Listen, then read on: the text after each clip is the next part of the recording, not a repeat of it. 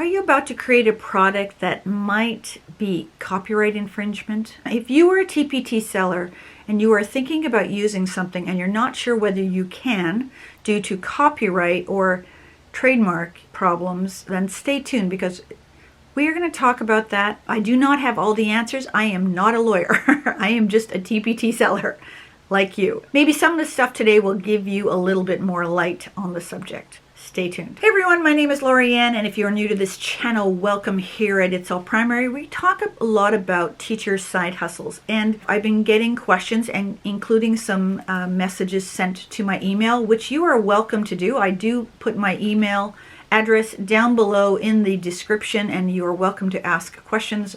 And so there were a couple questions regarding copyright and trademark infringement, and I am also in a Facebook group, and it comes up a lot. It comes up a lot. And so I started doing some of my own investigation.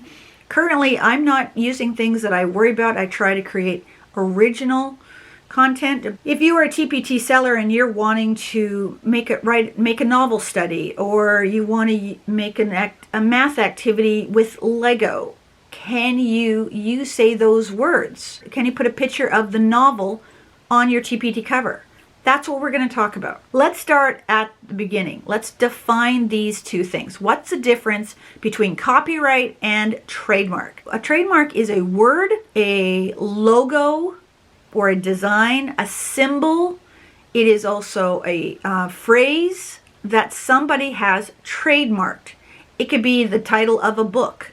A character, a famous character such as Harry Potter, is trademarked. And when things are trademarked, you cannot use them. Even though people will say, well, this is for educational purposes. Yes, and if it's something that you are doing privately in your classroom, yes, that applies. But when it comes to selling something, even if it's a freebie on TPT, no, you cannot, except with permission. Now, some people say, well, what about intellectual property? That's right. What about intellectual property? If I have written a novel and then you are trying to make money off of that novel, I might have that trademarked.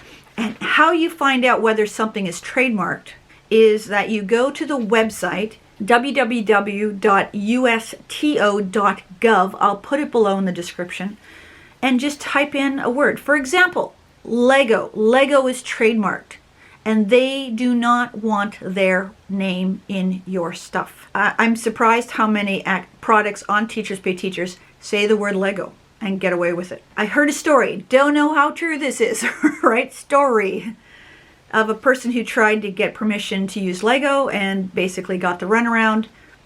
They didn't get it. If it is trademarked, the only way you are to use it is by permission.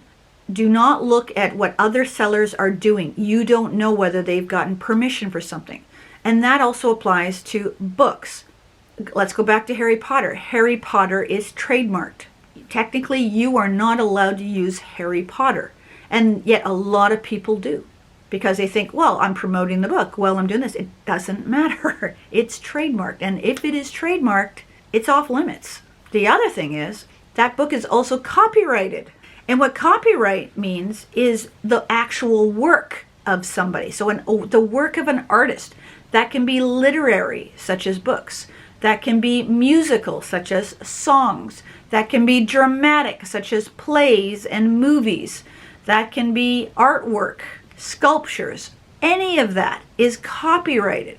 When you create a product on Teachers Pay Teachers, that is copyrighted. I highly recommend that you put your copyright on every single page, on every single little task card or mat that you create, depending on what you're doing. Put your copyright on it. And if you don't know how to do a copyright and you're using PowerPoint, then check out this video on PowerPoint tips. I will show you how to make a copyright very easily so that you don't have to type it every single time. Create it once, one and done, and then just slide it in as you need it. Every page, put your copyright on it. Another product that is seen a lot are those bit emojis. I hear there's a lot out there, and they are trademarked. Bit emoji is trademarked.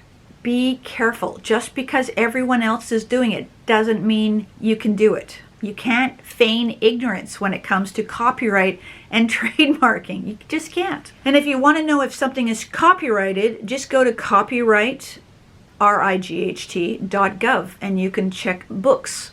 Now, there is some clauses when it comes to books, and it's something to the effect of 70 years after the creator's death. If the estate does not renew it, then it's fair use. Do your research if you want to use something that is potentially copyrighted. Book covers are copyrighted. You cannot put a book cover on your covers. Be careful, please.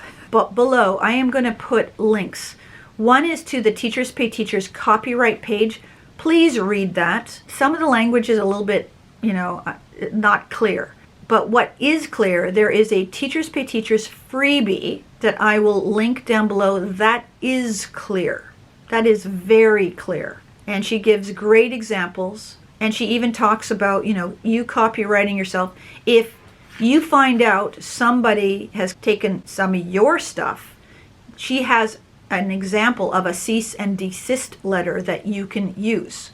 One of the things that I found out in the Facebook group is they recommended quite regularly to Google your name. And because there are schools now posting Teachers Pay Teachers works on their website, on their school website for other teachers just to download. They can't do that. When you become a Teachers Pay Teacher seller, you now have a business. Whether or not you like that idea, you are now a business. There are so many legalities to that you need to watch for.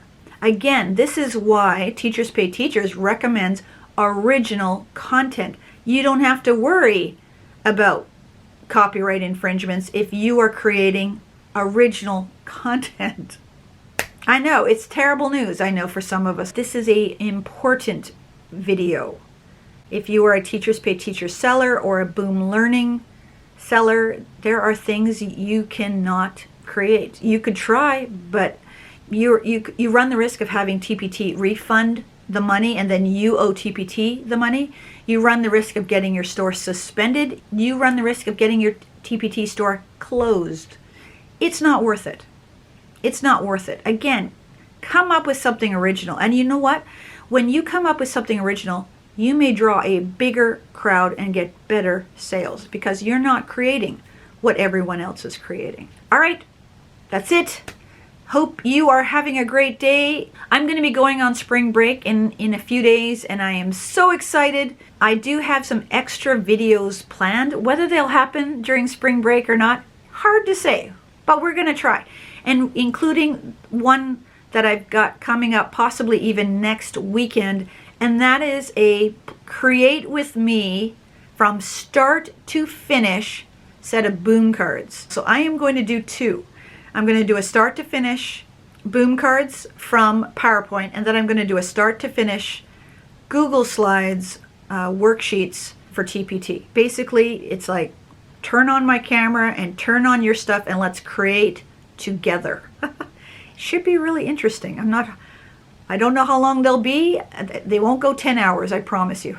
That would be a little bit crazy. We're going to do this together. We'll see what happens. Anyways, wherever you are in the world, I hope you and your family are staying safe. And we will catch you in the next videos. Take care, everyone.